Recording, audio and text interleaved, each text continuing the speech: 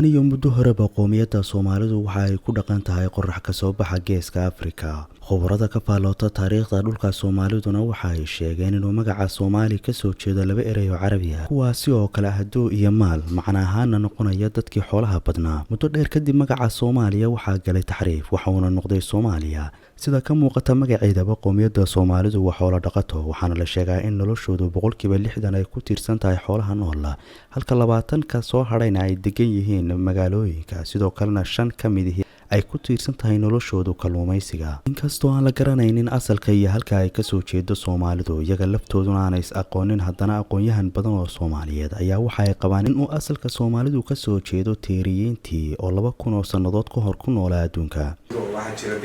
xog aan gobol kaliya ku gaar ahayn, laakiin gobolladoo dhan ay wada wadaagaan baa jira. tusaalahaan haddaynu soo qaadano dadka Soomaalidu nidaamkan qabiilooyinka hadda ay isticmaalaan, haddii aynu wixii ka horreeyey wax yar ka bidhaamino berigii hore, yani sida raadka dadka manaha dhulka yaalla iyo taariikhyahanada waaweyn adduunku sida ay isku raacsan yihiin, ama Soomaalida wax qortay ay og tahay dhulkan inta taariikhdiisa la garanayo, sandaladii ama dowladdii nidaamkii ugu horreeyey ee maamuli jiray dhulka ka tali jiray waxaa la oran karaa waxay ahayd nimankii Tiiriyiinta la oran jiray. nimankaasina qiyaasta xilli hadda lagu qiyaasay dhalashadii magaciisa ka hor ayaa la oran karaa bay burburtay, hoggaankoodii wuu burburay. manaha dowladdaas ama qaranka Tiiriyiinta la oran jiray waxaa laga xusaa Soomaalidu ka taqaanaa Araweelo ayaa laga yaqaanaa, laakiin inagu kole markaynu gobolkeenan joogno waxaan leenahay dhaqan fara badan oo dhaqankii Tiiriyiinta waynu leenahay, hadday tahay sheekooyinka carruurta aynu ugu sheekayno sida kuwii xabadina kamas iyo biririna baqo iyo geneje iyo yani raggaas marka laga sheekeynayo dhammaantood waa Tiiriyiintii, Araweelo oo kale. iyo anaa ujeedaa hadda dhulkan hadda maaragtay Nugaal la yidhaahdo, yani inay raad ballaaran ku leedahay boqoradii Araweelo oo meelo fara badan oo ka mid ah dhagaxaas iyadaa ku fadhiisan jirtay, halkaa iyadaa degi jirtay, sidaa iyadaa ahaan jirtay, halkaa timaha loogu fuli jiray. yani waxaa jira raad fara badan oo Araweelade waa gobolka yaalla oo aada u xoogan. marka nimankan Tiiriyiinta la oran jiray waxay ahaayeen inta badan Soomaal baa la oran jiray, geeley bay ahaayeen. marka hadda heesahoodii geel oo kale waxaa ka sii nool tusaalahaan oo kale, markuu ninka geel u heesay leeyahay way tiiri niman tuman tiirina u dhalan, yani tiiri niman wadan, tiiri marka waa waran tiiriyaad, waranka warmihii tiiriyaadka la oran jiray. marka tiiri niman wadan tiirina u dhalan, loogu taliyo looga tegi diid way ahayd minaha maaragtay heestii geela minaha maaragtay. marka haddana waran tiirin lahayn, tolka tiirina ka dhalan, geel inaad dhaqatid waa habeenka xalay aad tiri yani waa lagaa qaadayaa weeye minhe, waa lagaa xoogayaa weeye minhe. marka dadkan marka gobolkan dega inay dhaqan tiiriyaad leeyihiin aad bay uga muuqataa, yani si xoogan bay uga muuqataa. marka Tiiriyiintu waxay dabar go-een baa la oran karaa 2000 oo sannadood ka hor. anigu waxaan ku qiyaasaa ama taariikhyahanadu ku qiyaasaa xilligii dhalashadii Nabi Ciise, adduunka markuu Nabi Ciise dhashay oo kale, inay taariikhdoodu dhammaatay. taariikhyahanadu waxay aaminsan yihiin in dhulka Soomaalidu tan iyo muddo horeba uu lahaa taariikh soo jireena, waxaana ka mid ahaa boqortooyooyinkii ka soo taliyay dhulka Soomaalida, boqortooyadii Ajuuraan. taariikh fara badan markaanu baadhnay ama dhul fara badan eegnay, waxaad moodaa dadka gobolkan ka soo jeeda inta badan waxay ka soo jeedaan taariikhdii Ajuuraanka, amaba ha noqdeen dadkii dowladdii Ajuuraanka markii la jebiyey dadkii ka hadhay ha noqdeen, amaba dadkii dowladda Ajuuraanka ku dhadhowa ha noqdeen. laakiin kolley waxaa laga helayaa raad badan oo taariikheed oo boqortooyadii Ajuuraanku leedahay iyana gobolkan way taallaan. Ajuuraanku maya dee boqortooyada ha ahaato, laakiin waxaa jira dee taariikh u baahan in la fahansiiyo. dee Soomaalida baa jirta moogtahay, oo Soomaalida hadda sida ay isu haysatee reeraha kan la sheegto dee wax ka duwan baa jiro anagu taariikyahanadu aan oogna oo dadka taariikhda ay og yihiin waayo hadda dee dadka badankood waxay aaminsan yihiin dadkan masalan marka la yidhaahdo daarood dir ama hawiye marka la yidhahdo yani dadku waxay aaminsan yihiin inay dhalasho tahay laakiin annagu markaanu taariikhda qorayno ma hayno dhalashadaas waxaanu haynaa waxaan inay isbahaysi yihiin baan hayna waxa weeye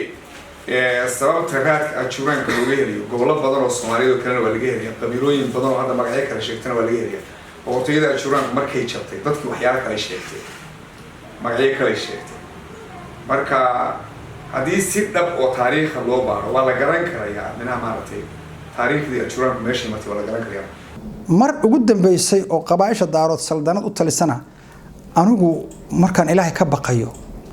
saldanada gariga ahay galbeedka Soomaalidana hadda garaadaa looga yaqaanaa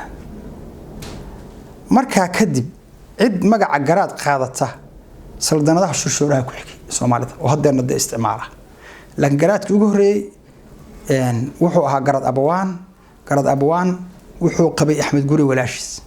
uga futuul xabashaas ku tar 542 sano ka hor wuxuuna ahaa saldaanka guud ee dagaaladaas iyo qolyahan Jibrtiinta Axmed Guri dagaalka ku taageersan buu ahaa marka saldanada labaad ee magaca garaad qaadata buu shushuur soo galayaa anigu waxaanan kaloo arag oo hadda wax ka sheekeeyana aanan maqal meel hadeer dadka yiraahdo boqor daarood baan nahay meel gole ay isugu yimaadeen qoraalna kuma arag oday ka sheekeeyana ma arag garaad qolyahan daaroodka ku midaysan yihiin oo abawaan ka dambeeya 1560 ama 1550 garaadada beesha gari wax ka dambeeya anu ma arag hadda dee dad ha sheegteen oo reer ha sheegteen waa dabcan reerka kuwa sheeganaya laftooda way ka mid ahaayeen laakiin waxaa jira kuwa fara badan oo hadda ajuuraan sheegan oo markii boqortooyada ajuuraan ka tirsanaa baa jira oo hadda minaha boqortooyada ajuuraankuna ama gobollada waqooyi mise gobollada koonfureed gobollada waqooyi koonfureed way soo dhawaatay laakiin gobollada koonfureed xilli hore ka salka kacday waxaan oran karaa qarnigii 8aad markii Soomaalidu islaamka aad u qaadatay baa jabka ajuuraanku ka bilaabmay laakiin jabkoodaas uu socday muddo ajuuraan beel ma ahayn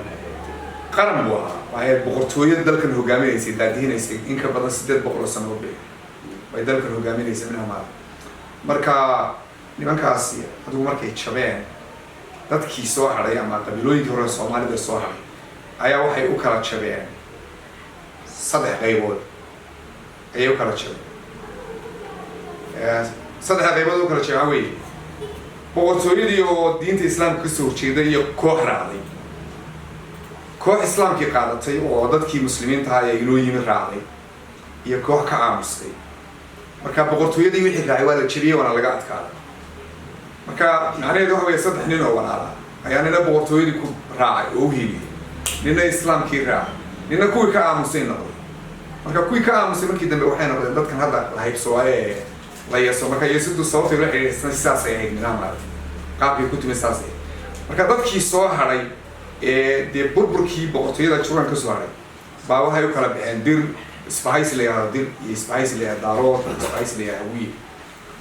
laakiin isbahaysiga la yidhaahdo haweentiisa wixii la dambe u samaysay jabkii Axmed Guri ka bacdi u samaysay waa ka dambeeyay marka dee taariikhdu isbahaysiyadaas ay ku salaysan tahay laakiin ma aha dhalasho ma aha minaha yani dadka un caadiga un baa loogu sheekaya waxaan inay tahay reer inay waxaan reer iyo oday inay tahay laakiin marka caadi taariikhda loo si fiican loogu gondadego waxa weeye waa taariikhdu waa isbahaysi weeye marka isbahaysina markuu dhaco saan hore uga soo sheegay 3 nin oo walaala ayaa nina ajuuraanka u hiiliyey oo boqortooyada ajuuraanka u hiiliyey nina wuxuu raacay dadkii islaamka u dagaalamayay nina waa ka aamusay marka anigu wuxuu noqday kuwii la haybsoocayay nina boqortooyadii uu raaco waa laga adkaaday ninkii soo haray dee kuwii kale ku beeray marka yani dadku saasay ahaayeen waxaa la oran karaa dadkii markii dambe xitaa boqortooyadu jabtay dad baa soo noqday oo islaamkii soo galay oo dee ajuuraanka laftigoodii ka mid oo islaamkii soo galay markii oo iyaga laftigooda dee ka mid noqday dadkii minaha maaragtay isbahaysyadii ku kala biiray oo weynaa ku kala biiray marka taariikhdu waxay u baahan tahay meel hore in laga yeeda toosiyo marka inagu dee sandaladaha Soomaalida ama maaragtay maamuladii Soomaaliya soo maray kii daraawiishta mooyaane mid aynu inagu gaar u lahayn ma jira, waxaynu la wadaagnay soomaalida kale la wadaagay. oo tusaalahaan oo kale haddaynu soo qaadano dee boqortooyada Juraanka oo kale waxay ka talin jirtay dee ilaa Djibouti ilaa koonfur, inkastoo saldhigeeda ugu badan xaggan bari iyo baargaalaha ugu badnaa maaragtay. muddo dheer ayay Soomaalidu muslimiinta ku metelaysay mandaqada Geeska Afrika, waxaana dagaalo ballaaran la gashay masiixiyiintii deganeed buuraleyda Itoobiya oo gacan ka helaysay imbaraatoriyada shisheeyaha. dagaaladii ay Soomaalidu la gashay masiixiyiintii reer Abyssinia waxay madaxa u gelisay inay qarnigii 16aad dagaalo kuwaasi ka ballaaran la galaan quwadihii waaweynaa ee xilligaasi, sida boqortooyadii Boortaqiiska oo dagaal qadhaadh la gashay Soomaalida kadib baaqi uu dirsaday boqorkii Xabashidu. dagaaladaasi Soomaalidu waxa ay ka gaadhay guulo waaweyn, waxayna ku dishay qaar ka mid ah hogaamiyeyaashii ugu sareeyay ciidamada Boortaqiiska, inkastoo dagaaladaasi uu ku shahiiday hogaamiyihii Soomaaliga ahaa ee Axmed Gurey. Soomaaliya Islaamku wuxuu kusoo galay 5 siyood. islaamkii ugu horreeyay ee hijratul uula ee Xabash ee yimi boqorkii Najaashi yimi waxba ina ka soo gaaray oo soonka Djibouti iyo Sayla iyo waxba soo gaaray. kaas waa mid islaamka labaad ee soo gaaray uu ahaa dad ganacsato xeebaha Soomaaliya maanta ka ganacsan jireen, waa alaabooyin ka qaadan jireen ay islaamka keenin jireen. taas waa qoladii labaad. qolada saddexaad ee Soomaaliya islaamka inta waxay markii uu dhintay Ali bin Abi Talib radiyallahu anhu uu qabsaday khilaafadii islaamka Muawiya bin Abi Sufyaan uu qabsaday. khilaaf ayaa wuxuu ka dhex aloosmay reer Bani Hashim iyo reer Bani Umayya oo midna Ali bin Abi Talib ka soo jeedo, midna Muawiya bin Abi Sufyaan ka soo jeedo. khilaafkaas wuxuu sababay in dad badan oo reer Bani Hashim ay Jasiiratul Arab iskaga guuraan. inaga marka dadkii reer Bani Hashim ay ka soo guuray Jasiiratul Arab waxay soo degeen meesha la Muqdisho bay soo degeen. islaam fara badan bay keeneen dadkaas markay soo degeen Muqdisho. haddana way joogaan waa qabiiladan la yiraahdo markii ka soo reer Bani Hashim bay haddana laftigeeda way joogaan dadka caadadka la yiraahdo Haatimiyiinta oo Haatimigu eriga Hashim oo jabay uu weeyay oo si kale loogu dhawaaqay. marka hadda laftigeeda Marka iyo Baraawe iyo Xawar laftigeeda intaba way degaan wala yaqaan. qoladii saddexaad ee islaamka keentay. qolada afraad ee islaamka keentay waxay markii taariikhda hijriga ahayd 122 waa tii khilaafadii Umayyiintu waxay dishay ninkii caalinka ahaa ee Zayn al-Abidin looran jiray bin Hussein bin Ali. ninka markii la dilay ninkaas wuxuu lahaa dad fara badan oo taageerayaal u ahaa. taageerayaashiisu way soo qaxeen, waxay yimaadeen Yemen, waa nimanka hadda Zaydiyiinta la yidhaahdo. inagana marka qayb ayna soo gaadho Djibouti timi. halkaa Djibouti markay soo gaadheen waxay ka samaysteen imaarad la yiraahdo Cadaala ayay ka samaysteen. islaamkoodu marka halkaa Djibouti buu ka baxay, Itoobiya dib buu galay. marka waa nimanka islaamiyey Itoobiya iyo Soomaaliya barkeed, Soomaalida galbeed oo dhan waa nimanka islaamiyey. marka waxay ka sameeyeen meesha 8 imaaradood markay arkeen dhulkoo kala fog iyo dadkoo kala qabiila iyo dadkoo maaragtay guraangoor fara badan markay arkeen waxay sameeyeen aakasta waxay u sameeyeen boqortooyo bay u sameeyeen. marka boqortooyinka ay sameeyeen waxaa ka mid ahaa Awdal baa ka mid ahayd, waxaa ka mid ahayd Ifad baa ka mid ahayd oo xukumi jirtay Djibouti laga bilaabo Musawa Casmara ilaa gobolka Shawa Itoobiya oo Soomaalidu u badnay, iyo Awdal oo Soomaali meedhan ahayd. waxaa kala mid ah Arabati, Sharqa, Dawaaro, Hadiya, kuwaas oo dhan baa ka mid ahaa. yani imaaradda Itoobiya laga sameeyey. waxaa la oran karaa Itoobiya imaarad islaamku wuxuusan gaadhin dhulkan Xabashidu degtay buuraleyda ah oo markaa Kristiyaro ama Maxaari ay ku dhumanayeen baan islaamku gaadhay inta kale u wada gaadhay. marka inaga imaaradan aad shir shooray weydiinaysa oo ku jiray oo ka tirsanaa waxay ahayd imaaradii Awdal ee Axmed Gurey ka tirsanaa bay ahayd. marka shir shooray maamulka imaaradda shir shooray waa maamulka imaaradda wuxuu soo galay Axmed Gurey ka hor. isagoo Axmed Gurey raggii ka horreeyay buu ahaa, laakiin ma garan karo intay u dhaxaysay. laakiin waxaan malaynayaa xilligiisu wuxuu ahaa 20aadkii ilaa 30kii wixii ka dambeeyay Axmed Gurey buu ahaa. inuu halkaa taariikh lama sixi karo, laakiin kulley waxaan ku hubaa inuu ka mid ahaa raggii imaaradda Awdal uu ka tirsanaa. imaaradda Awdal waxay ka tirsanayd islaamkii Zaydiyiinta, Zayn al-Abidin ee kasoo fidabacay ee Djibouti ee soo maray halkaa Itoobiya adiga. kaasina marka qoladii afraad islaamkeena soo gaarsiisay. marka dhulkan inagu aynu hadda joognay ee hadda Nugaal la yiraahdo ama Doola la yiraahdo ama Bari la yiraahdo ama Aduun la yiraahdo mudug iyo galuud marka la isku daro dhulka noocaas oo dhan islaamku markaa ma soo gaarin. dhulka xeebaha mooyaane. laakiin waa sababta inuu aaminsanahay culimadu inay galbeedka timaado, waayo galbeedka islaamkeena kaga horreeyay waana sababta khaliifaysa inaynu aaminsanahay culimadana galbeedka timaado minaha inaga islaamka dhulkeena soo gaaray waxaa isa soo gaaray xilligii umawiyiinta la jebiyey ee umawiyiinta khilaafadooda ugu dambeysay cabaasiintu jebiyeen umawiyiinta waa la leynayo cabaasiinta la leynaya marka umawiyiintii soo qaaday baa waxay kasoo degeen bariga kan iyo xeebahan berbere iyo dunidan oo dhan marka waa kuwa aynu inagu naano halkaa daarood baa geed soo fuulay oo doombire dil bukursay waxyaalaha aynu soo akrinay maarata sheekada maarata ribaadiyaha maarata iyo dee iska maarata khuraafaadka waa taas waxay ahayd waa islaamka umawiyiinta bay ahayd marka umawiyiintaas markayna soo gaadhay waa umawiyiinta jebiyey boqortooyadii ajuraanka ee ka talinaysa dhulka iyagaa jebiyey marka iyagoo dagaalkii ku wada ayaa islaamkii kale ee galbeedka oo sheekh yuusuf alkoreyn wataana soo gaadhay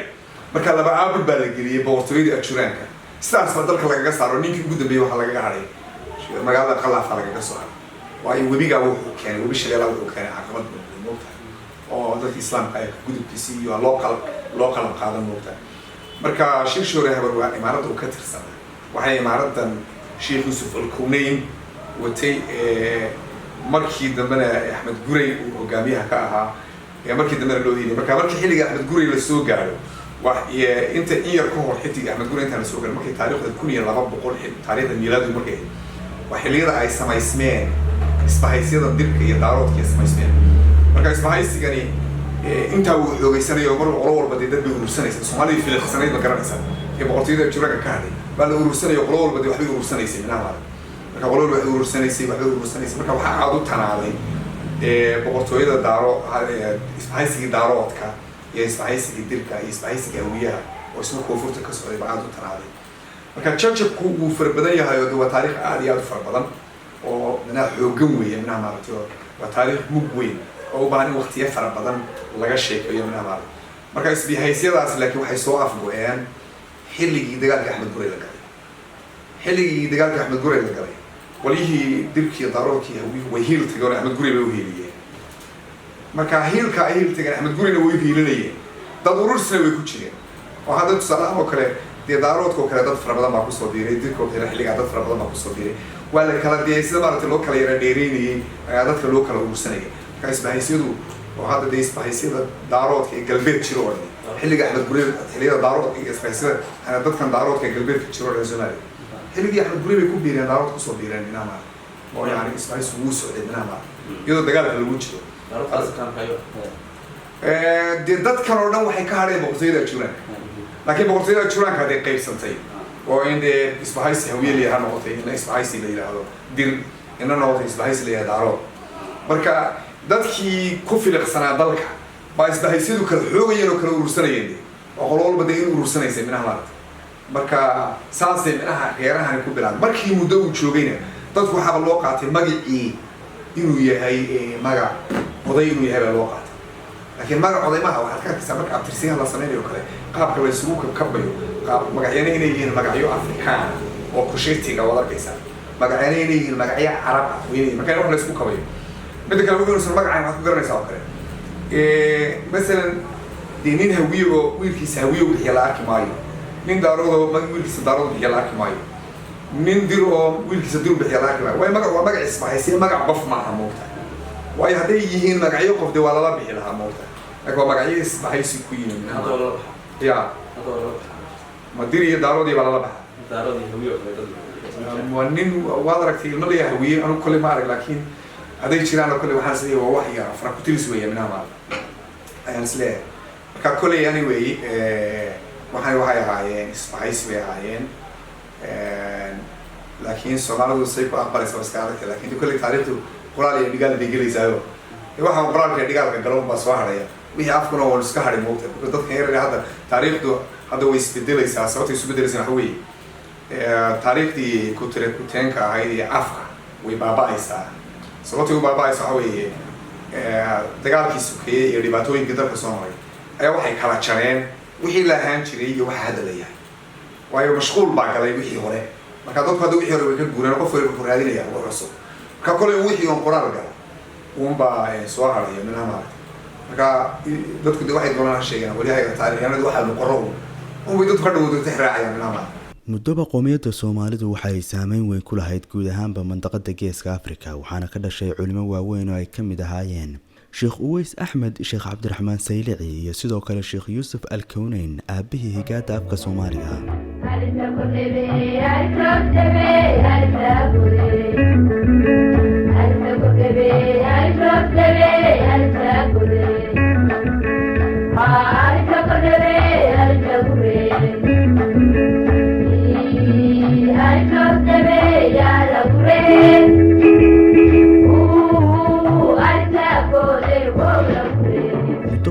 Soomaalidu samaysatay madax dhaqameed iyo cid ay ka goodo taladoodu waxaana ay beel waliba samaysatay cid ku metasha fagaarayaasha inkastoo xilligii hore ay ku bilowdeen tiro yar haddana hadda waa kuwa sii badanaya Soomaali badan ayaana aaminsan in sii badashadoodu ay qayb weyn ka tahay mushkiladda Soomaalida. Dhammaadkii sanadkii 1884 waxaa magaalada Berlin ka dhacay shirweyne ay isugu yimaadeen dhowr dal oo reer Yuruba iyo hal dal oo Afrikaan ah waxaana lagu qaybsaday dhulweynihii Afrika iyadoo isla 26 February sanadkii 1885 qalinka lagu duugay heshiis qeexaya qorka iyo qaybta dawlad kasta oo kamid ahay dawladahaas. Bartamihii qarnigii 18aad dhulka Soomaalida waxaa ka soo degay gumeystihii reer Yurub waxaana dhibaato naf iyo maalba la soo gaarsiiyay Soomaalida. Sanadkii 1883 dawladda Faransiiska erge ka socota ayaa ka soo degtay xeebaha Djibouti waxaana heshiisyo la saxiixdeen odayaasha qabaa'ilkii Soomaaliyeed halkaasi deganaa iyagoo heshiiskaasi ay ahayd in doonyaha Faransiisku ay si nabad ah kaga gudbaan halkaasi. Si ahaatee muddo kooban kadib Faransiiska ayaa ka baxay dhammaanba heshiisyadii waxaana dhulka Soomaalida ku soo daadgurayay ciidamo tiro badan iyadoo ay sidaasi dawladda Faransiisku ku horaan qaatay dawladihii reer Yurub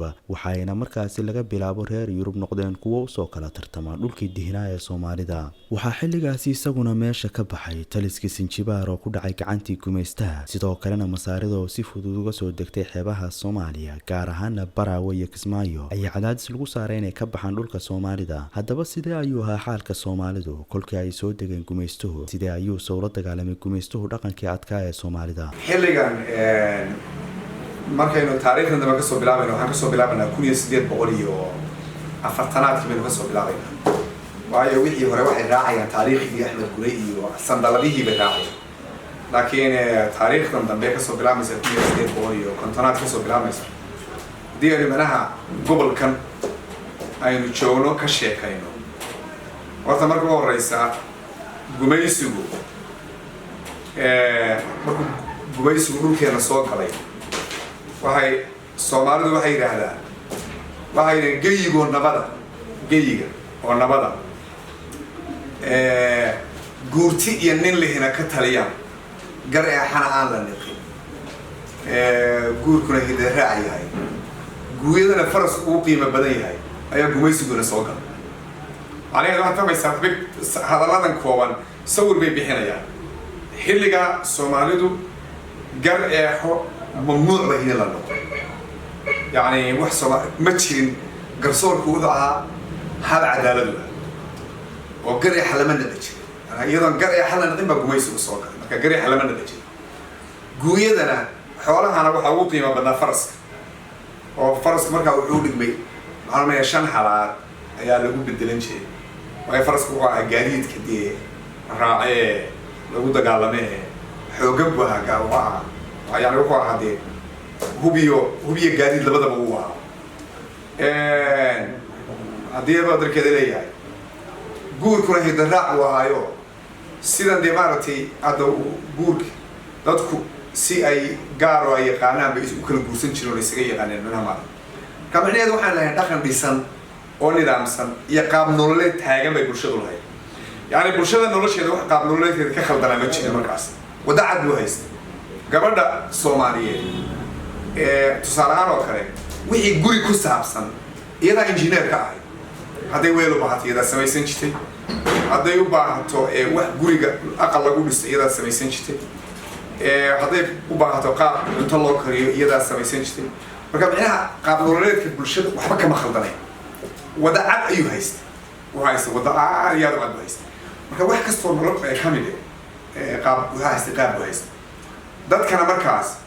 dad guurtiya ayaa u talin jiray waxa la Soomaalida bariga 7 nin baa u talin jiray baa la yiri 7 nin u talin jiray waxay ahayd boqor sharaf leh geesi sheegan geesi sheegan deeqsi hodana shaambiyo dhulmara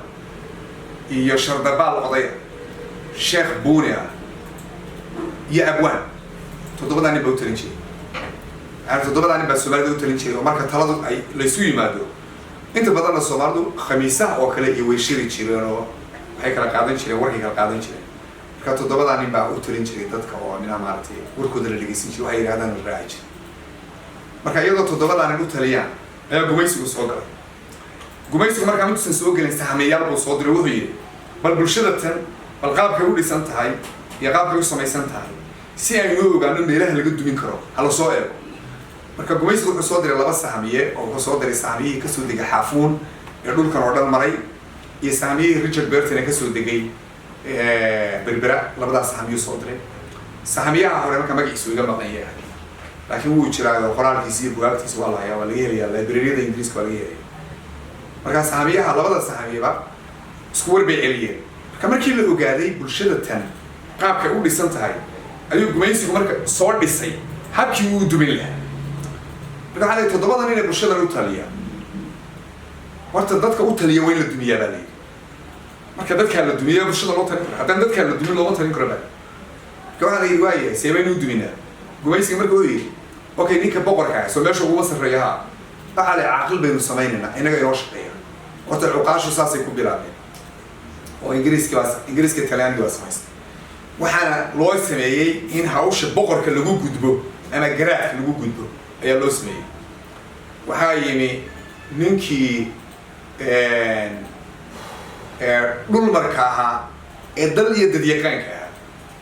waxaa la adiga saaxib nolol baanu ku haynaa shaqaalaanu kaa dhigayna haddee turjubaannimadaada iska qaado kaasina turjubaannimadiisi u qaatay markii kaasina turjubaannimadiisii qaatay waxaa soo hadhay wadaadkii intii baxday oo daraawiish raacdo oo lagu qoray inay yihiin dee fallaaga yihiin mooyaane wadaadadii intii soo hadhay waxaa la yidhi wana noqoteen qaadiyaasha ummadda sidaasay markay qaadiyaashana ku samaysaan oo dee ingiriisku wuxuu xukumo wuxuu rabo bay xukumi jireen oo qaadiyaashana saas ku samaysan waxaa soo hadhay qoladii maxay ahayd qoladii deeqsiyada ahayd ee xoolahooda lagu ladnaan jiray ee lagu jidmari jiray ee markuu dadku socdaalaan xilka hebel oo deeqsiya degano lagu sii tuban jiray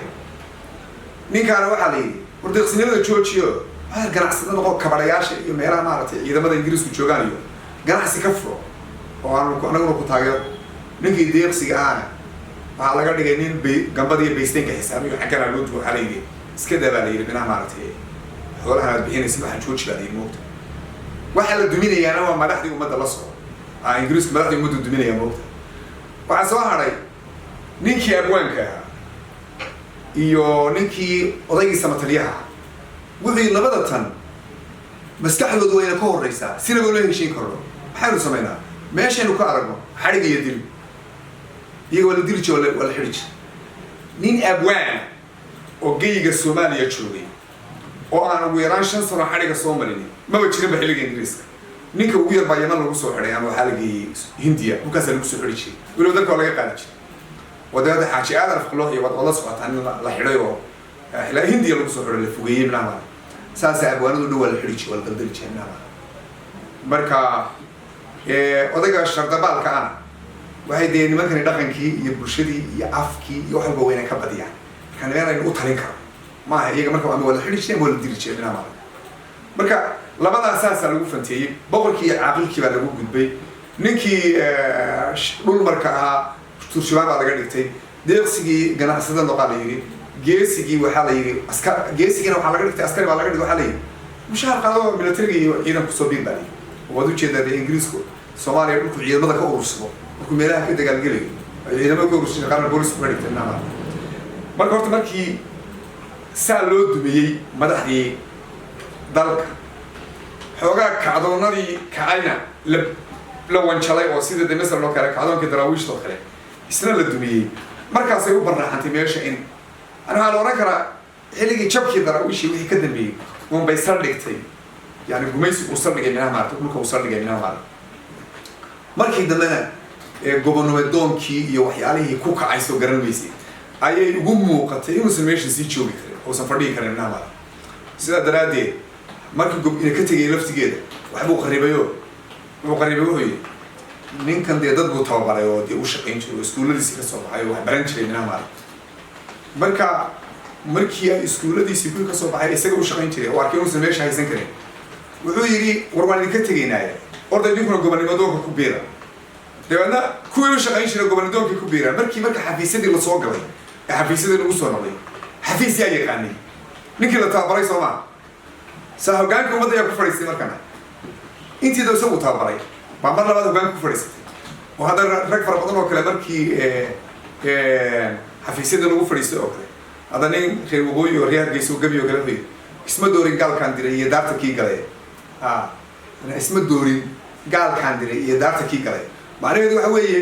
ninkii aan u diray ee Ingiriiska ah iyo kii xafiiska noo fadhiistay way isku mid weeyaan yani qofkii uu tababartay uu meeshii galay marka waxa weeye Soomaalida markaad fiirisid nidaamkeeda kharaabkan manaha kharaabka ilaa hadda ku jira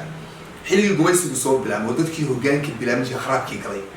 haddana gumaysigu haddana sii geliyo sii kharaabiyay sii ragaadiyay kii baa weli garaanta ku wareegayo socda marka waxa aad aragtaan oo dhan yani waxa weeye waa kharaabkii dhacay minaha maaragtay oo hadda waxa weeye wadaadkii wuxuu doonayaa inuu taliyo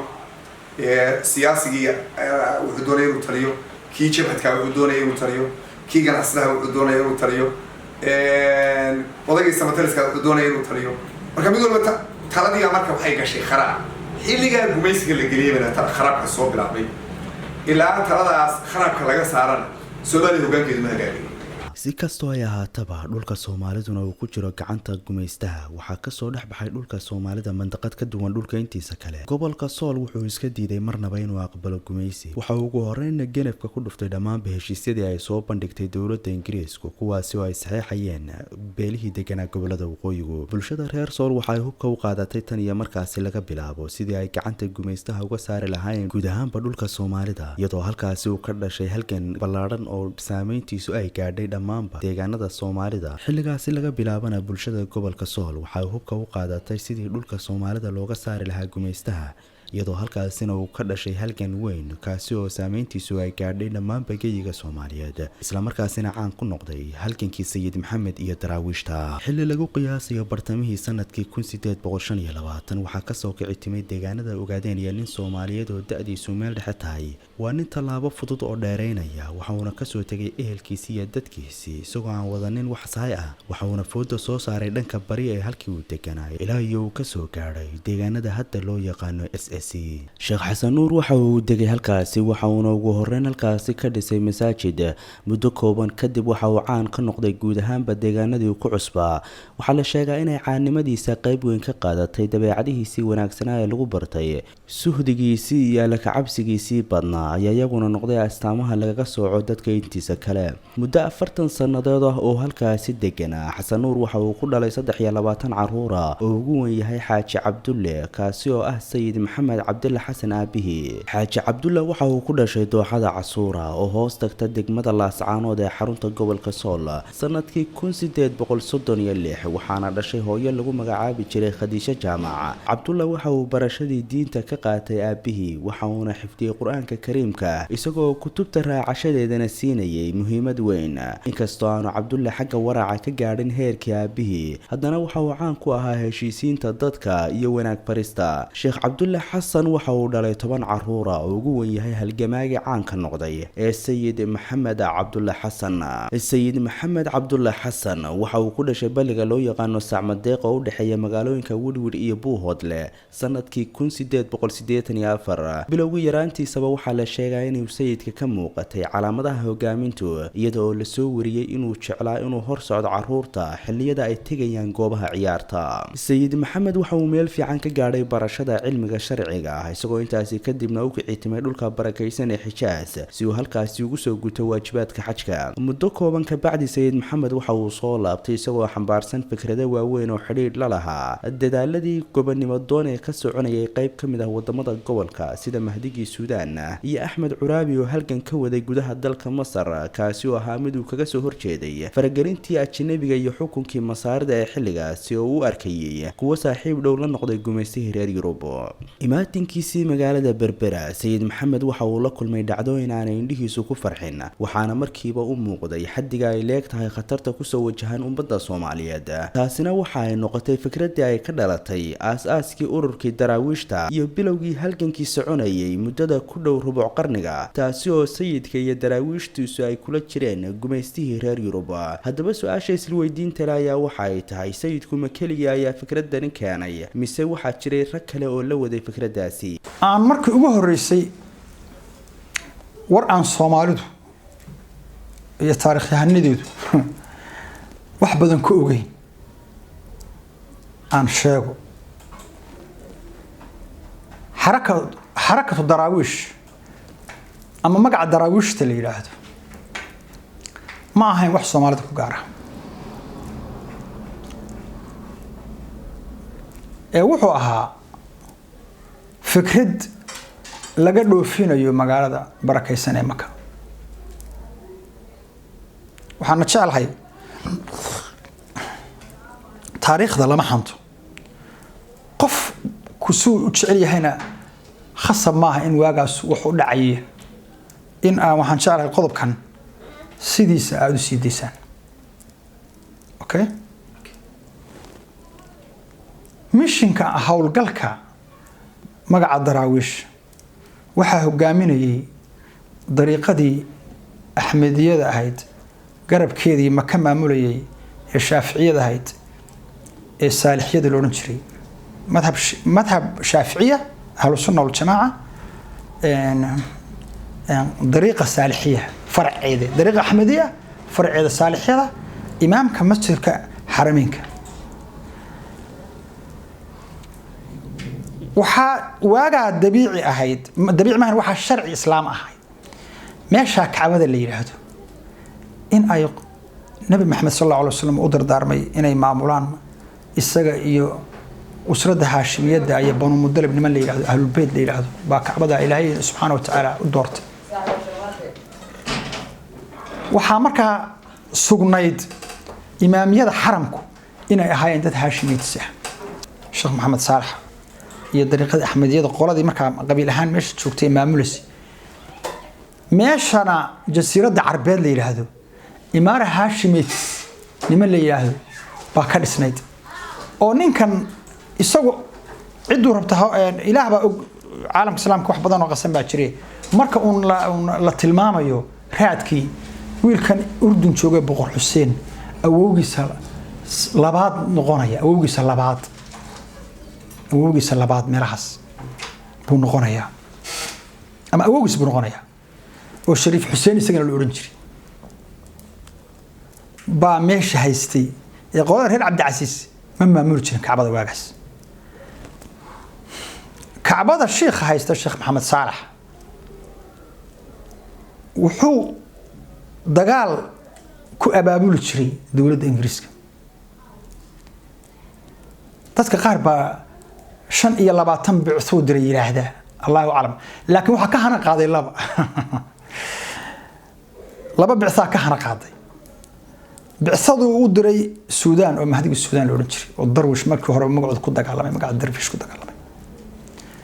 iyo bicthadu Soomaaliya u soo diray oo iyaguna magaca darwish ku dagaalamay waxa magaca darwish ku dagaalamay qabaaisha jasiiradda carbeed jooga ba iyaguna magaca darwish sheekh labashooda hebel darwish baa loo oran jiray qabaa'il shamar una hawan malan inama leeyahay hebel darwish baa loo oran jiray cabdicasiis baa jabiyay oo Ingiriisku hubeynayo si xoog leh u hubeynayo oo intelligence-yada uu ka caawinayo waa qoran tahay buugga la yiraahdo tawxiidul jasiiratul arab oo uu gacan yarihii cabdicasiis qoray oo nin Masri ahaa bay ku qoran tahay عادل درويش إن الهان أمانية كم ذا والشبي مركا دجال بعالم إسلامي كأجنا وحي كدم بيكون يستيد بقول إياه كنتم كي ودحي نمان كدراويش لي هذا ومعناه ذي يقف الزاهد كاي متعبد كه إنجليز marka daraawiishta waxay ahayd hawlgal ka yimid Maka oo waliba abaabulan maxamed cabdullahi xasan 13 sheekh baa raacay oo yiri waan soo xajinaa qorshahooduna markaa ma ahayn inay dagaalo iyo waxa soo galaan laakiin cabdullahi xasan baa Suudaan tagayo arinta uu ka warhayay wixii dhaxmaray Ingiriis iyo reer Suudaan taas cad buuga dhergsanaa oo isaga markaas zawaakumi ka yimidba haddii uu Maka iska tagay Sheekh Maxamed Saalax baa isaga iyo 13 ninba u yeeray uu uga warramay wuxuu yiri dhulkii niman gaala ah oo Ingiriis la yiraahdo baa isku fidiyay Suudaan mahdigii bay dileen aanu dirnay cadan waa haystaan berber waan u malaynayaa laakiin warkooda waad heli doontaan de waxaad yeeshaan nimanka dadka muslimka aan uga diga gaalada ah heshiisiyo iyo balaayay hoosta ku wataan marka de lana dagaalama itaalku meel kasta haydan dhig ka Ingiriisku sida dadku hadda ay u yaqaaneen taariikhda ma aha in macaan ku yiraahdaa in Cabdullahi Xasan intuu berbera yimid waliba hadda ay qoraalo kale oo bu kale ka akhrin waxa way cadanna way isku soo qabteen Ingiriiska berberna waa dagaal af baab dhex maray in marka isagu waxaan bilaabay oo kaligii ku ahaayo thawrada inta la eg uu kiciyay waxba kama jiraan يعني waxa afka carabiga lagu yiraahdo ama thaqaafadan islaamka ee cusub tandiim sirri urur qarsoodi ah ba Sheekh Maxamed Saalax waqooyiga Soomaaliya ku soo wajahay ha Soomaalida si kala shaqeynaysa ma jirtaayo Sheekh Maxamed Saalax maxamed Cabdullahi Xasan Soomaaliya kala shaqeynaysa Soomaaliya kulaba maaha 13 sheekh oo hadii 10 ay ahaayeen dadkan gobolada tan u dhashay hadaanay 13 ku ahayn haday cidi la socon karisay Allahu a'lam in ka soo buugto maarto qoraalada magacyada 13 loo soo bandhigay magacyo dad Carabi ku jiraan mid ama laba haduu ku jiro qof reer Sheekh Xasan Nuura way dhici karisay haduu qof laba weheliye way dhici karisay laakiin 10 ama 12 waxay ahaayeen waa la yaqaanay dadkan goboladan ka soo jeedin 13 koodii iyo maxamed Cabdullahi Xasan Sheekh Maxamed Saalax wuxuu kula dardaarmay inay dhulkii tagaan oo dariiqada Saalixiya ka fidiyaan oo Ingiriis ka hor yimaadaan laakiin wuxuu sheekhu yiri marka maxamed Cabdullahi Xasan baan uga aqoon badnaa la shak aan dalik wuxuu ku yiri idinku qoladiina dhulka u dhalatay haduu maxamed Cabdullahi Xasan wiilad abtu tiin yahay idinku hawsha si abaabula oo Ingiriisku wuxuu ku dhacay fakhbu ku dhacay waxa thaqaafada hadda carabtu waxa loo yaqaano دا مصر بات joogtaayo carabka waad qanaayay tafkhiikh amaamka marka la yiraahdo hortaada la siimeeyo ingiriisku miinu dhex galay oo inay qoon bahanta isku dhacayaan barnaamij xaggan marka ka socday baayo de nimankii dariiqada soo qaatay baa dhulka ku jiray in Cabdullahi Xasan marka xuriidku ka sii hormara oo dadkii Saalixiye ugu bishaareeya oo dadka gaal in la dagaalamo ugu bishaareeya oo maxaan ku raadin diinta Saalixiye in maxaan ku raadin diinta islaamka ee dariiqada Saalixiye ee madhabka Shaafiiciyada in la qaato ugu bishaareeya oo gaalada lagu hor yimaado 13 isaga marka way ka soo hormareen niman mashaayikh oo culus ku jiraan gaaraan Sheekh Abu Cabbaas iyo Sheekh Maxamed Nuur oo agadhig dhalay agadhig ninkii beledweyne magaalada beledweyne aasaasay ee dariiqada Talyaaniga la dagaalami jiray magaalada beledweyne ninkii aasaasay daartu ugu horeeyay ka dhistay Al-Aamin magaalada beledweyne isaga aasaasay dadka saada Soomaaliya deganaatay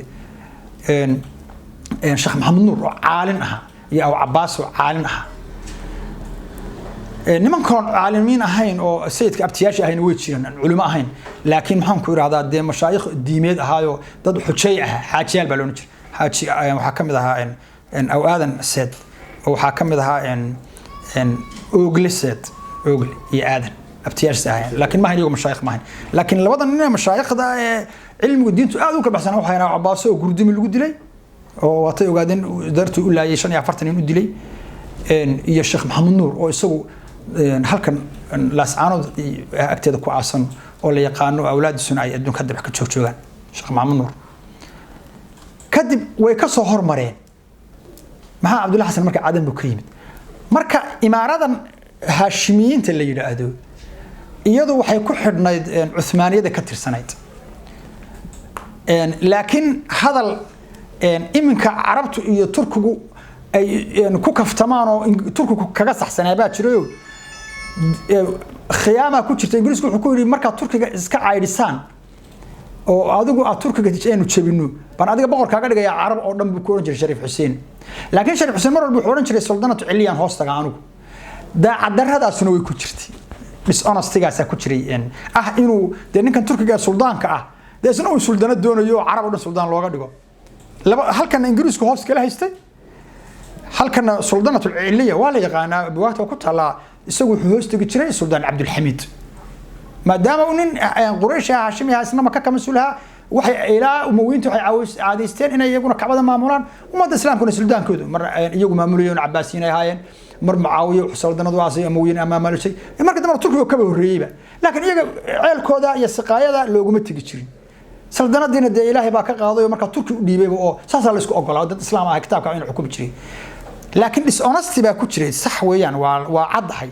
dishonesty baa ku jira dawladda Ingiriiska ah ilaa yoomna hada sharkeeda iyo nifaaqeeda iyo balaayadeeda ilaa yoomna hada bani aadmiga madax isku jira ilaa yoomna hada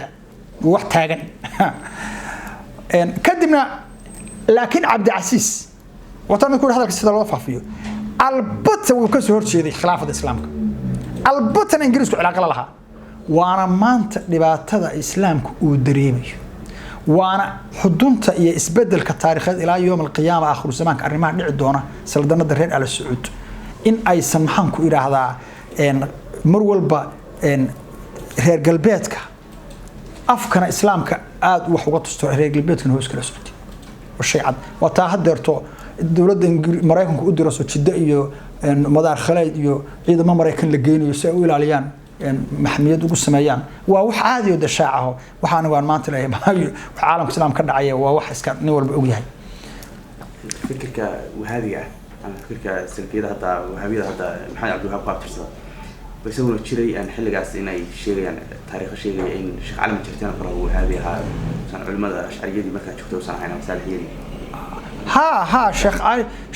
وهذه ما شفت حلقة ولا ده شيخ علم الجرتين بالشيء شغال مترتين بالشيء لكن يسود فترة هام بارد يسويتي لكن سلطنة يو هوله هذا يو يسوي وحبة كلام السعودي لكن شيخه شغال مترتين قليها فكر كالسلفي عن وهابي اللي هذا بوكم ذها لكن يسوي الشيخ إله يقايب هايو مركز دمنا إن محن كورة هذا حجاس إن ميل اللي هذا محن كورة هذا عيل أحمد أما عيل أحمد ميل اللي هذا يو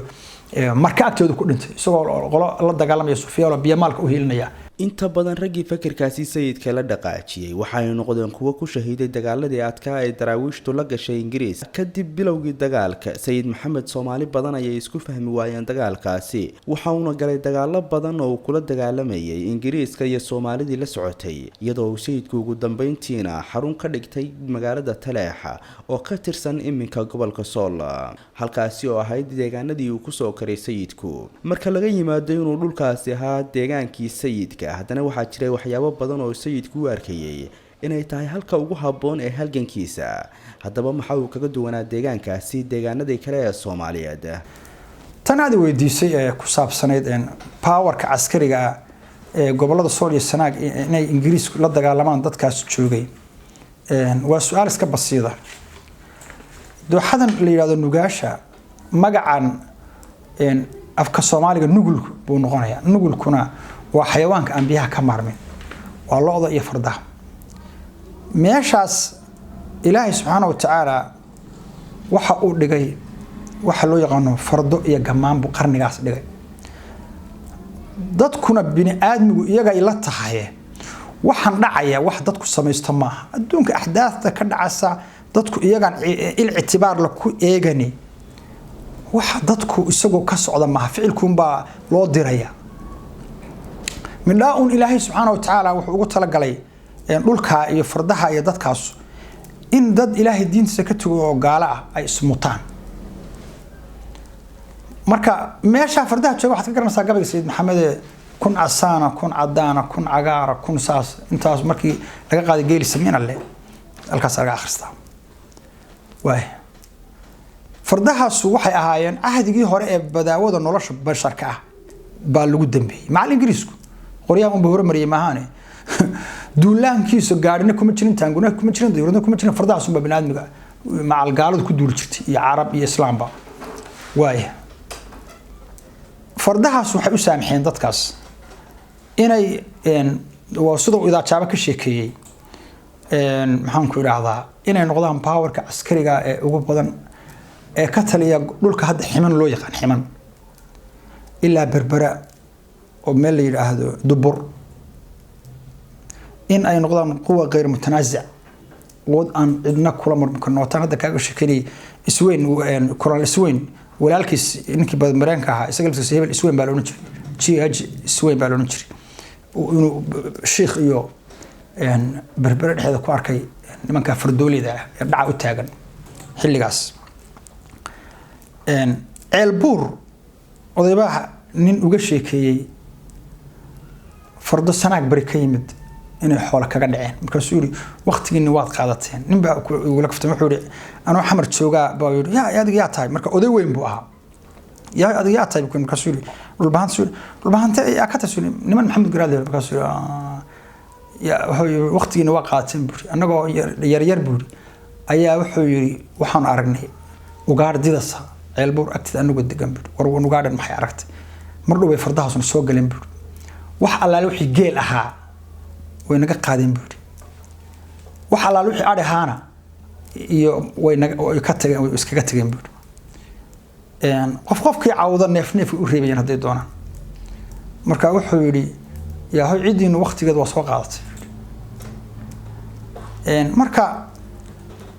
fardahaasa u sabab ahaa taasu waxay ahayd xagga mar yani bin aadmigu markuu ladan yahay xadgudubkiisu waa iska yar badan yahay taariikhda cidna lagu ma tabriirin karo wixii dhacay way dhaceen waxa la oran karayaa suurad qurux badan ma ahayn oo xilligaas dadka gobolada nugaal iyo cayn ku noolaa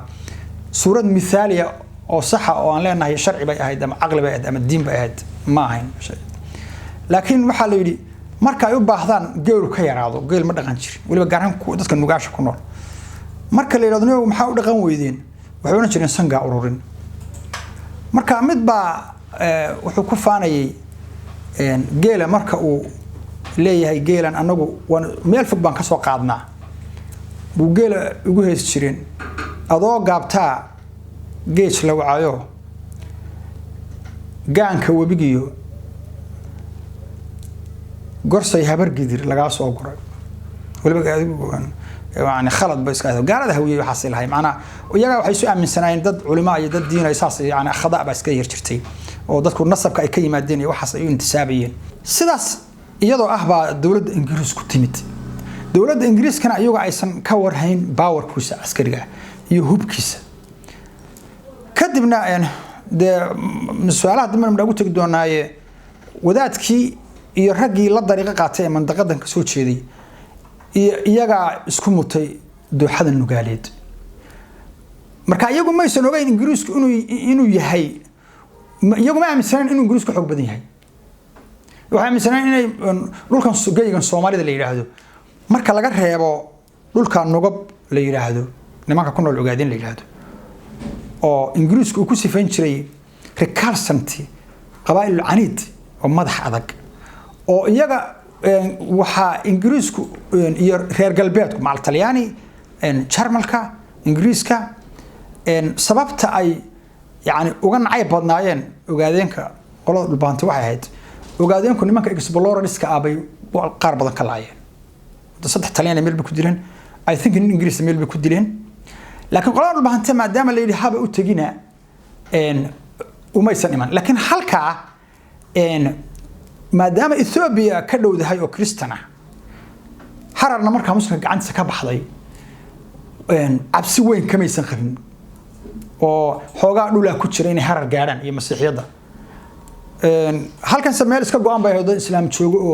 oo isku aamin kari waayeen naftooda laakiin waxa islaahayn halkan iyaga abaan ka dhigan jireen waa ka shaqeeyay mataan ciideediyo iyaga abaan isu ahaan jiray oo ogaadeenka abaan ka sii dhigan jireen kadibna niman kale ogaadeen ku xanaaqo way dilaan nimankan gaalada marka kalsanti oran jireen niman dhaqan way hayeen waagas sida gobolada Soomaaliya iyo nugaal loogu dhaqanaa si ka badan u dhaqanaayeen marka laga reebo dadka nogab iyo ku noolaa maxaan ku ilaa jubooyinka marka laga reebo dadka kale ee Soomaalida waxay aaminsanaayeen inay ka adag yihiin dadkan furdooylada kadibna ogaal la'aantaas waxay keentay ingiriiska inay aaminaan inuusan ka adkayn oo madax adaygaas dagaalku ilaa aakhiru laxda wadaadku dhimanayay shakhsiyaadkii ugu dambeeyay marka laga reebo isaga intii ilma xasan nuur marka laga reebo shakhsiyaadkii ugu dambeeyay 300 nin ugu dambeysay ee garabkiisa taagnaa ee aaminsan inay dagaalamaan ilaa wadaadku ku godgalay waxay aaminsan in laga adkayn oo iyagu waxay oran jireen turki baan u soo lahay nin kale shuufi hadalkiisa xaddigii fardaha barwaaqadii iyo hantidii taale dooxada nugaal ayaa waxa ay noqotay midda sayid maxamed cabdulla xasan u suurtagelisay inuu dagaal qadhaadh kula galo guud ahaanba gumaysigii reer Yurub dhulka SSC. barwaaqadii iyo hantidii taale dooxada nugaal kaliya sababu ma aanay noqonin inay noqoto dooxada nugaal halka lagala dagaalamayo gumaystaha ee sidoo kalena waxa ay noqotay goob lagu alifo mahmaahyo iyo suugaano sooyaalka Soomaalida ku faafay isla markaasina gaadhay guri kasta oo Soomaaliyeed kuwaas oo ay ka mid tahay mahmaahda caanka noqotay ee la yiraahdo warjiraaba cakaar ayuu iman waxaa jirta hawraar Soomaalidu ay tiraahdo oo caana iminka la yiraahdo warjiraaba cakaar u iman sooyaalla ama waxaa jira taariikh sheega inay hawraartaasi ka dhalatay deegaanadan oo ay ahayd cakaara goob ay isugu yimaadaan oo lagu kala warqaato taas maxaa ka jira horta cakaara dad badan ma yaqaanaan laakiin anigu si fiican baan u aqaan cakaara waxaa la yiraahdaa geed waxaa laga yaabaa ninkay dhegeysanaya yaqaana waa fahmaya cakaara waxaa la yiraahdaa geed ku yaalla banka xareer ee gaabo ka sokeeya waa geed weyn ceerna wuu leeyahay waa geed weyn oo la isku waraysto marka xilligii taariikhdu markay qarnigii 18aad dooxada nugaaleed dadkan degan taariikh ahaan dhulbahante la yiraahdo waxay dad fardoolaya oo dagaalyahanaa oo macnaha maaragtay Soomaalida kale oo dhan u quriye bay ahaayeen qurinta macnaha waxa la yiraahdaa isku taaga oo israailada ciidaba inay kama adkaan karto bay ahaayeen moogta xilligaas cid walbana yani waxay oran jireen war cid ina ka fardo iyo maal fiican inuu ka soo qaadnaya garanaya baa macnaha la oran jiray macnaha maaragtay marka hadda markaad fiirisid geelasha oo kale waxay oran jireen geel ay haystaan oo kale waxay oran jireen waxayna banka hiiraan ee hawiyada bay laga helay مثلا dadka buurta iyo xagan ay ka heeraan oran jireen salaam oo kale yani sida de fardoolay de tanaaday oo kibirtay bay ahaayeen moogtaa marka ciday doonaan bay leyn jireen ciday doonaan bay xoolaha ka dhicin jireen marka geedkana wuxuu ahaa geed ay ku kala warqaataan marka nin kasto meel loo diro ama cid kasto meel ku maqan waxa loo jeedaa geedkaas soo beegaya dabadna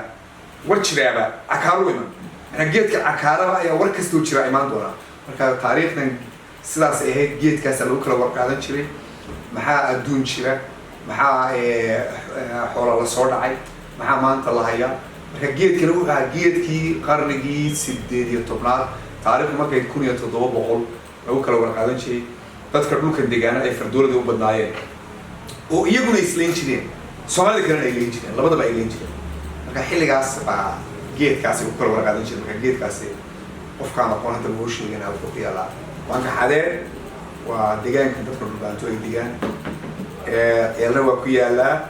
waana lagu kala warqaadan jiray marka saas loogu bixiyay warjilaaba cakaar weeyman geel la kala qaaday oo nin madax gaal la oran jiray mise madax geel oo beesha Cismaan Maxamuud uu ka qaaday oday muxtarim ahaayo beelaha Nuur Axmed reer Faarax Ali موسى فارح لون تري مسهيل لون تري أو نقاش لقى احترام تري جيل سقاضي مركا كدبنا وإرجي مركا كدبنا إرجدي بجيل كسوعي مركا كدبنا حو صد إن الله سيو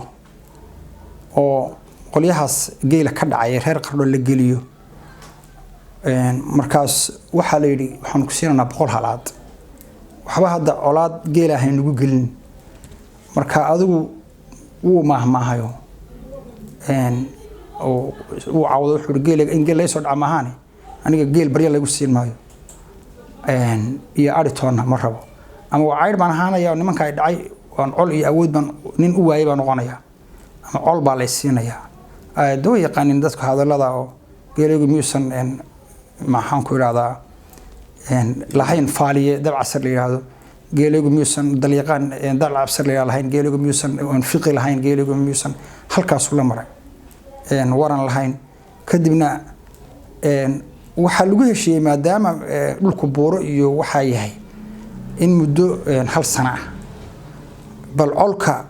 meeshan cakaara la yiraahdo ragga wixii yimaada ay isku wareystaan oo aan laga ninkii yimaadaba col iyo talo u yimaadaba uusan dib uga bixin marka maadaama ay 1 sano loo col urursanayay meeshaas bari oo dhul buurley ah bay 1 sano lagu col urursanayay meeshan cakaara la yiraahdo marka waxa iska Soomaalidu dhaqan uma lahaan jirnay muddo 1 sano meel fadhido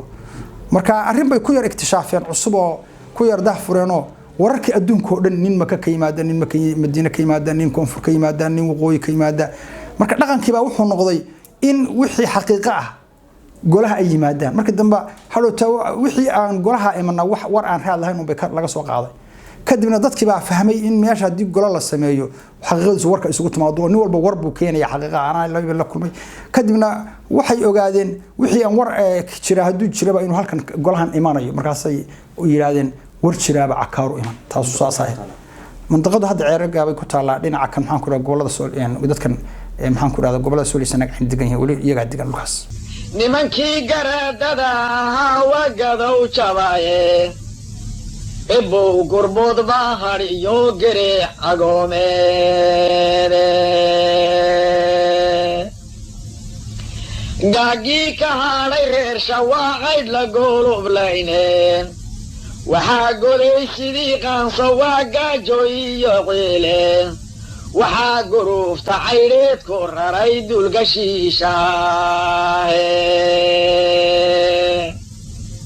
إبو قبودي ضراد وكاقاران لاينين إبو ننقوض بانو هويقوني رفايسايه إبو مركان قيلان يقول ميو بغاني إبو أنا كاقار له قشها إساجي